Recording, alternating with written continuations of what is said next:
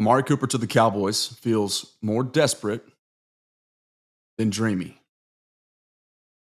more desperate than due diligence, more desperate than logic and reason, given the way that the two parties separated just a few short years ago. I know that most people think that Mike McCarthy was the only member of the Cowboys, the only man in that building who objected to Amari's way of going about his business, who clashed with the superstar receiver at the time. And a lot of people feel that that situation can now, as a result of Mike McCarthy's departure, be rectified. I'm here to tell you I don't think that's the case. We're going to talk about it pretty quickly here. We're going to go step by step. We're going to break it down, and we're going to objectively analyze this situation.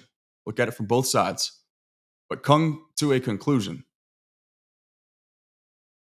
that, as I wrote on behalf of Mike Fisher, who stated it perfectly, I think, Amari Cooper and the Cowboys feels like it's 1:50 a.m.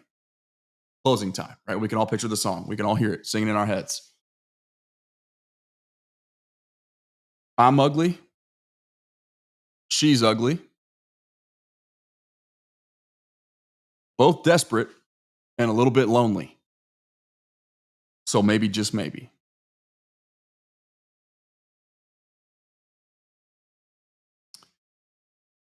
A little bit different camera view as well today. You guys let me know how you like this one. Just talk to me, give me some feedback, and we will continue failing forward. Working on the camera situation. You can actually see this one here. This is, I forgot to take this off. It's not installed because before I purchased it, I didn't realize that it was a USB to USB-C. So I don't have a adapter, and this MacBook here, one of the newer versions, they don't come with USB compatibility. So got me a nice new camera that I can't do anything with because I don't have a way to connect it. But for right now, the Osmo is doing just fine. If anything changes, you guys will obviously see that, but we'll continue along just like we usually do. If you're new here, though, by the way, I'm the Lando Show. All right. And this is Sports Below the Surface. I am inevitable. Let's break this Amari Cooper thing down step by step, okay? I understand the appeal. It was fun the last time he was here. The best years of his career were here with Dak Prescott. He instantly changed the Cowboys offense back in 2018 when they first traded for him. And he was a very soft-spoken but well-spoken fan favorite who made this Cowboys offense dynamic. He was responsible for helping this Cowboys offense become as dynamic as it was. I know they've had a number one offense or two since his departure, and I also believe that there was a top 3 offense at least once or twice while Amari was also here. So, things really did begin to change when he arrived pretty rapidly. And, but, obviously it's well documented that honeymoon phase and the newness eventually wore off. And there were some very specific reasons for that, reasons that still apparently persist today. And that goes without mentioning the production and the age that are the lowest hanging fruits, but still not nearly the most significant. What about the NFL market? What's it telling you right now? Why does Amari Cooper why does he not have numerous teams fighting for his services, outbidding each other?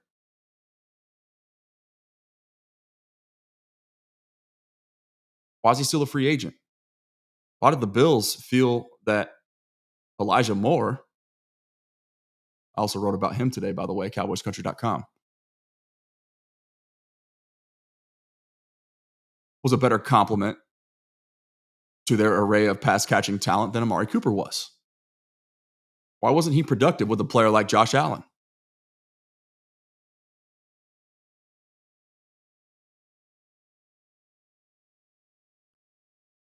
Let's dig a little bit deeper. Sports below the surface, just like we always do. And by the way, if you're not subscribed here, make sure that you do that. We're on the chase to 5,000 right now. The first official, like, real significant milestone for me on this platform. So it's been a fun ride so far, but help us continue to grow and push towards that 5K milestone. 70,000 plus across all socials. So I like to say that the proof is in the pudding. There 70 plus thousand people can't be wrong. Okay, so if you're one of the new people here, then join us. Amari Cooper's time in Dallas produced plenty of highlights, but it ended far bumpier than most fans care to remember. And that's the biggest issue that I have, is like we just assume that all these things have gone away. They haven't. And we assume that Mike McCarthy was the only party that was responsible for that initial departure, fracture. Okay. CowboysCountry.com, though, first reported 3 years ago. Multiple voices inside the Cowboys building. Emphasis on the word multiple. Coaches, executives, personnel evaluators all questioned Amari's durability, his practice habits, and his commitment when the ball wasn't coming his way. Fair or unfair, the perception inside the Star was clear. Cooper was brilliant, but selectively engaged. Remember the Jets game? And Sam Darnold was still there on the road? That one rubbed a lot of people wrong. And that was just one of the few. One of the many, actually, instances or flaws the organization just didn't necessarily agree with. And then, of course, you get to the adding fuel to the fire, right? His refusal to get vaccinated during the height of the pandemic, which led to public scapegoating from Jerry Jones himself. I have my own personal thoughts on that we won't get into, but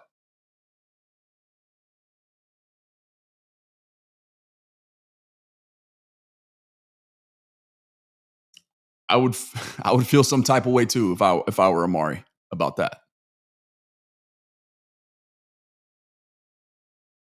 Jerry Jones took exception to that, but also Stephen Jones and, once again, many others, high-ranking officials within the Cowboys organization, didn't love his lack of willingness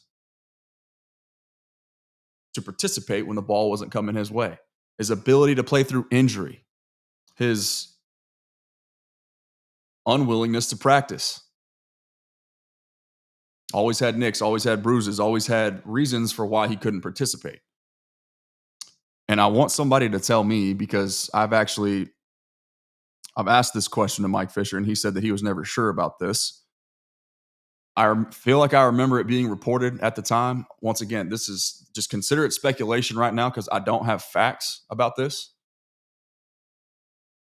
I vaguely remember a source or somebody bringing up at the time, like when all this, before this dust had even settled amidst the initial departure,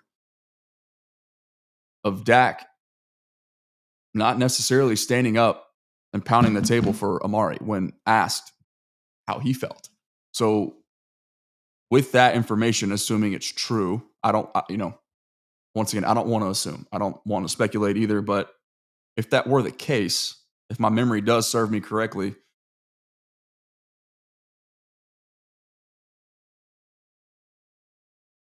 that's got to be an issue as well. If the quarterback took exception and didn't stand up on the table for him then, doesn't make Amari a bad person or a bad player, but it damn sure may make him not the right fit. And here's my thing, and honestly, arguably the biggest obstacle in this entire equation. If the previous coaching staff, not nearly as infatuated with physicality and character and love of football as this current one is, if they couldn't tolerate it, what makes anybody believe that this current staff is gonna sign off on that, knowing how large of a fracture that situation created, how many people took exception to the way that he went about his business. Amari's a fantastic player.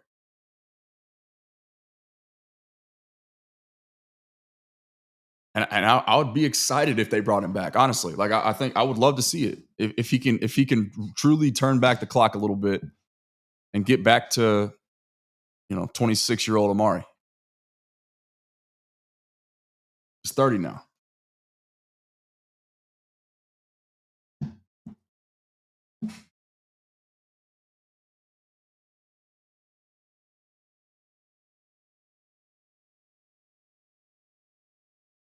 The trade compensation is a completely different story. And that's an indictment in its own right, I believe. That was almost out of spite.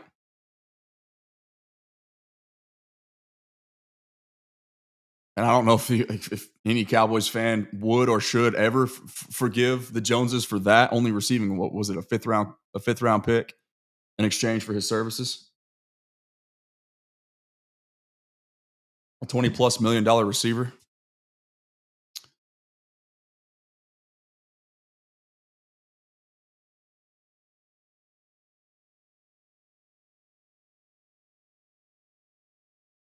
Here's where it also gets interesting. Nick Harris, of course, sort of was the responsible party for kind of getting this ball rolling again and generating a lot of interest. He does a fantastic job. I'm a big fan of Nick, the way that he goes about his work. Such a well-spoken dude, and you can tell he works his butt off. And I have a lot of respect and admiration for him and his process. He's normally very forthcoming when he's confident about something. Whenever he either hears something or sees it himself, he's going to tell you straight up. He wasn't exactly forthcoming with this report with Amari Cooper.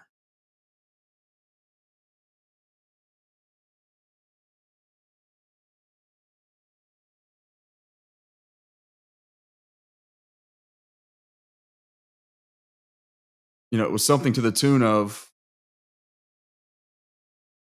a source of the Fort Worth, a team source of the Fort Worth Star-Telegram mentioned growing interest in Amari Cooper and the Dallas Cowboys between the two parties.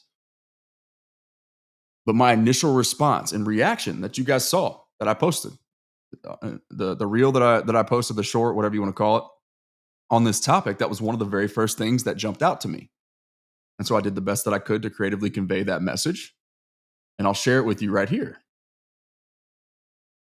But that source remains anonymous. Right? Why didn't that source reveal himself? That's usually a red flag for me, especially given the history between the two parties.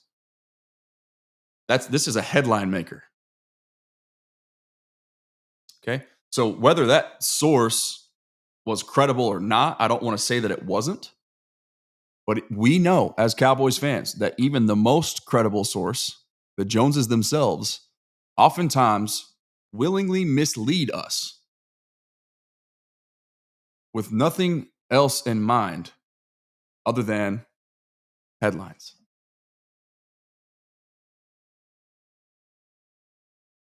So it could have been an intentional leak, right? Just buying them time to continue to try to figure this thing out.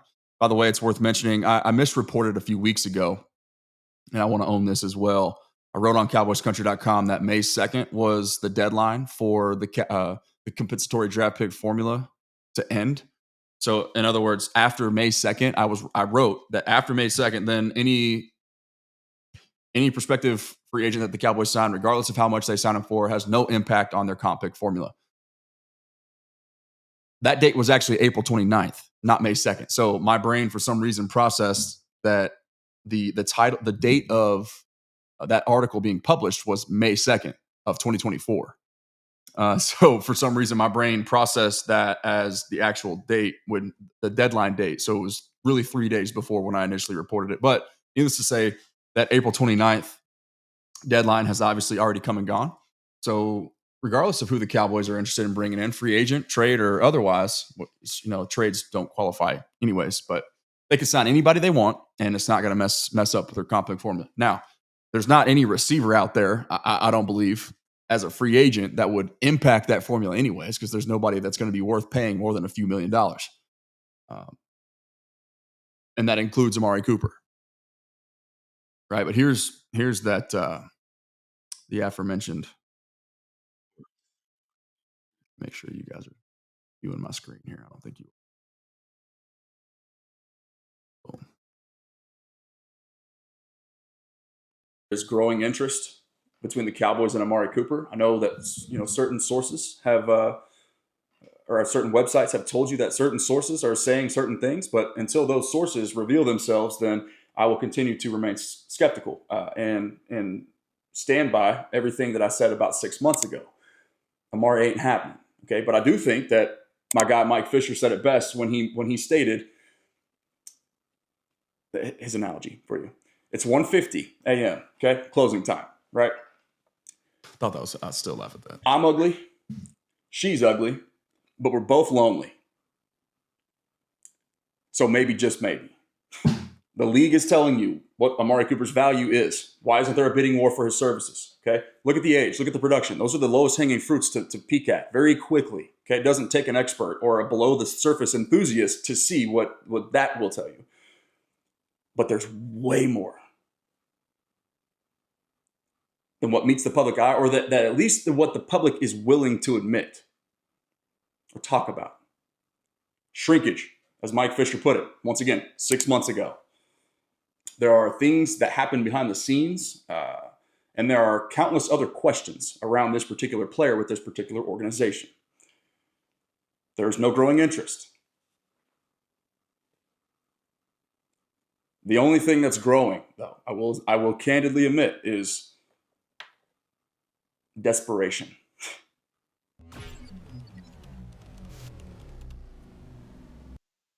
Growing desperation and not necessarily growing interest. Okay, that's just the key point that I want to hammer home. And I also found it interesting, kind of parlaying with what I was suggesting earlier, that sometimes, those anonymous sources, why it should raise an eyebrow to it, or, a red flag or whatever, is,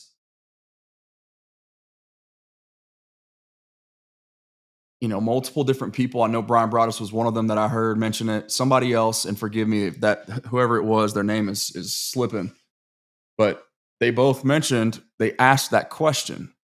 And I think actually Jane Slater was one of them as well. They asked the question,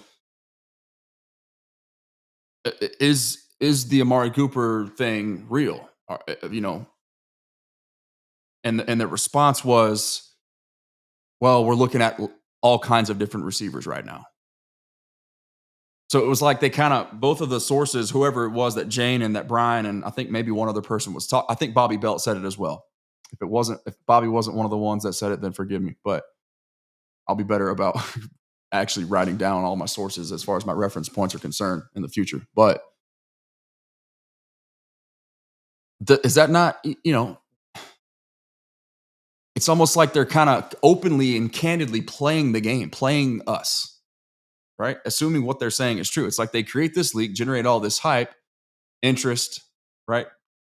Marketing, clicks, views, headlines, stories, all that stuff. They got them, right? It's most valuable sports franchise in the world. They definitely know what they're doing on that front. But then it's, when asked the question directly, instead of, yes, they are taking a very close look at Amari Cooper, but we're also looking at more, in providing specific names. It's just, oh, well, yeah, we're looking at a lot of receivers right now. So to me, once again, tea leaves, meta-analysis, sports below the surface. I'm digging deep, and I'm sports psychology, human psychology in general is coming into play with some of my analysis and my evaluations here. That's part of what led me to, down the path of offensive line at 12, one of the few leading that charge. And same thing too with this situation here. This is no different.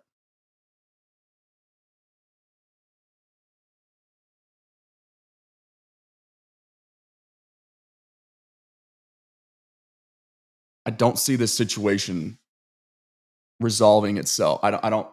There are no reports that what Nick Harris said. Let me just say this: the source has yet to reveal himself. The other sources that other people who are following up on this report and asking other people inside the building, those people are saying, well, they're kind of downplaying it a little bit. Well, we're looking at a lot of receivers right now. So sure, it's not technically a lie to say that Amari Cooper is one of them. We'll mention his name.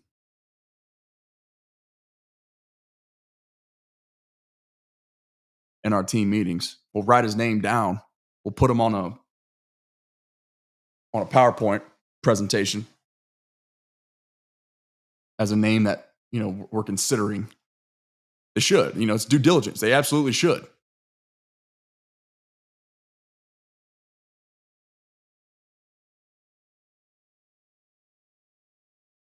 But it's interesting to me, and it's eye-opening that we're entering a dead period of the NFL right now. Right? We'll see some more cap casualty post June 1 cuts start to hit the open market. But I went back and looked at the list of recent receivers, players in general, that were post June 1 designations. I think I took it back to 2022. And the most notable receiver was Kenny Galladay or Deontay Hardy, or there might have been one or two others.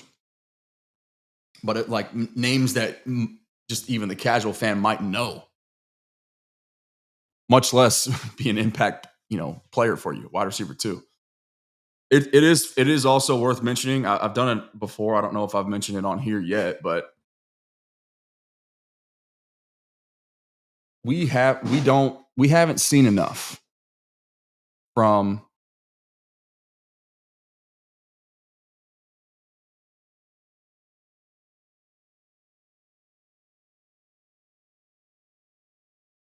Jonathan Mingo yet.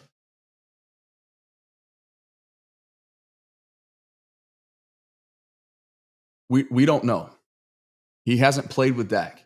We can't make assumptions and jump to conclusions about whether a guy was or wasn't a waste of a 4th-round draft pick when he hasn't even played with the starting quarterback yet. Brand new coaching staff as well. Brand new philosophy. Brand new identity. Brand new offense. Tyler Booker should tell you all that you need to know. As we previewed and predicted. Physicality and character.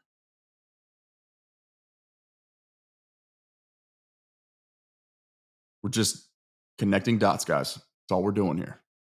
Okay? We have that report from Nick Harris.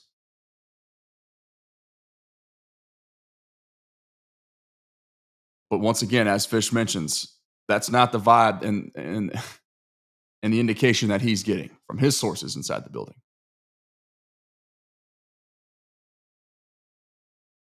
He states, if you took a vote of the football people in the building, there would be far more no's than yeses with regard to Amari Cooper. That's directly from Mike Fisher's mouth. Just like we discussed on YouTube, on here, 6 months ago, shrinkage. That was his term then. It's his term now. Nothing has changed. Yet, until further notice. The growing interest that was reported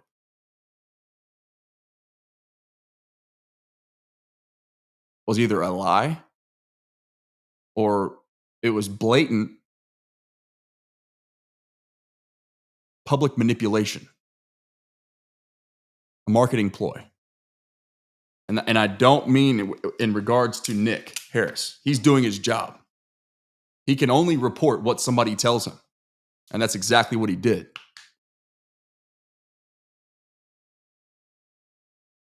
This is just digging deeper, okay? Looking below the surface, putting on the lab coat here in the Lando lab, and objectively evaluating reality.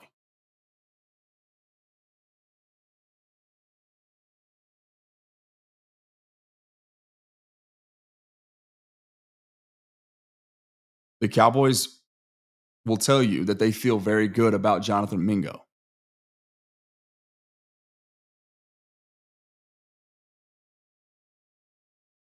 And Dak Prescott himself might be enough to keep Jalen Tolbert around and relevant and, in this conversation. Those two have a very strong relationship.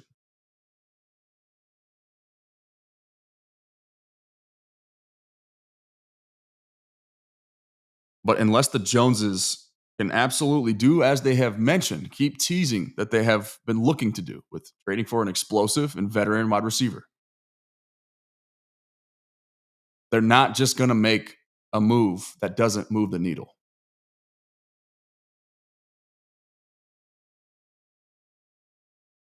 Especially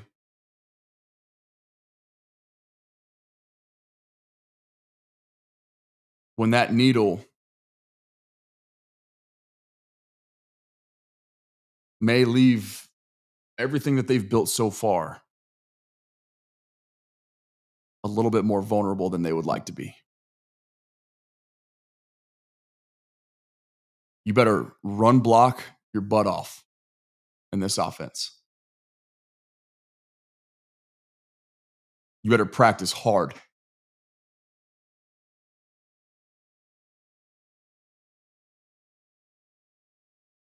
You better be diligent with your preparation.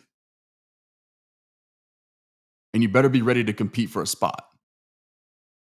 Tooth and nail, competition at every position. That's what this new staff is about. Physicality and character. The player behind, or the person behind the player. How much do you love it? Prove it to me. That's what Tyler Booker, that's what Donovan Ezeraku, that's what Javon Ravel Jr., that's what Jay Toia,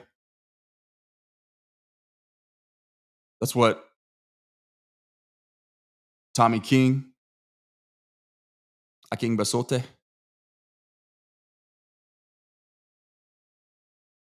That's what Marshawn Nealon's about. I'll tell you that right now.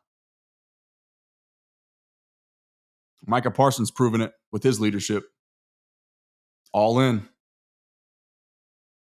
We know about the quarterback. We just wrote and discussed CeeDee Lamb, what he's doing.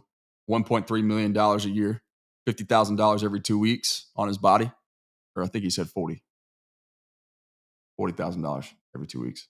Got the article, it's written. CowboysCountry.com.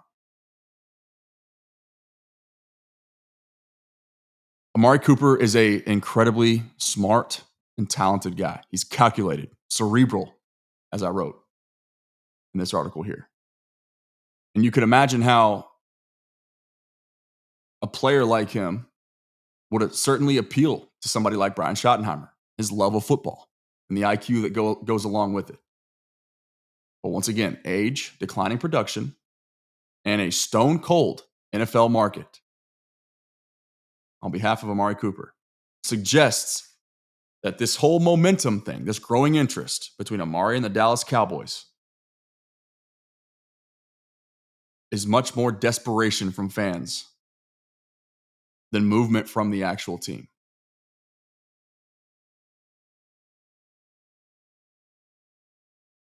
That's it.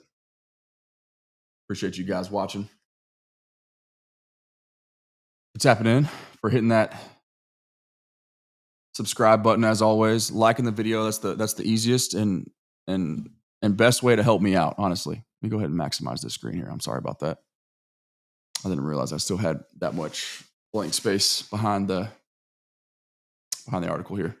Camera did better this time. It gave me about 25 minutes instead of 15 before cutting out. So we'll take it. That's steady progress. But like I said, I'll have the other one here shortly. Rocking the Texas gear today. Shout out to my Texas Longhorns, who I will be covering more as well as you guys continue to trickle in and show your support and your love for what we got going on over here. Was partnered with Inside Texas last year, doing some work with those guys. So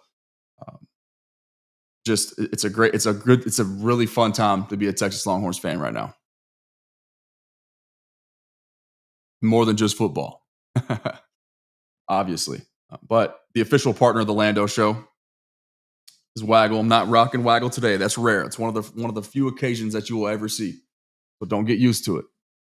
But I just wanted to put the burnt orange on today in honor of the Texas Longhorns program led by Steve Sarkisian, doing a fantastic job. Just set the program record for draft picks in the modern draft era since it's been 7-round NFL draft. No Texas Longhorns team has had more players drafted than the 2024 Texas Longhorns program just did. So lots of lot of fun there, a lot of excitement on so many different levels. Can't wait to talk about Jaden Blue a little bit more, just take you guys behind the curtain on what he could potentially bring and what he's going to be here. It's just there's a lot of good things happening, so I just wanted to show a little bit of love to the boys in burnt orange. As always, though, thank you to Waggle, the official partner of the Lando show. Get your waggleon.com, code HOSL10. I will make the screen black again, actually, so you guys can see this QR code very clean. That right there, it's got the discount code built in automatically for you. All you got to do is just scan that. Discount code is built in, and you can check out the best and fastest growing golf apparel manufacturer in the game. Remember, prayer changes things, and the war's already won. Love you guys. We'll talk to you soon.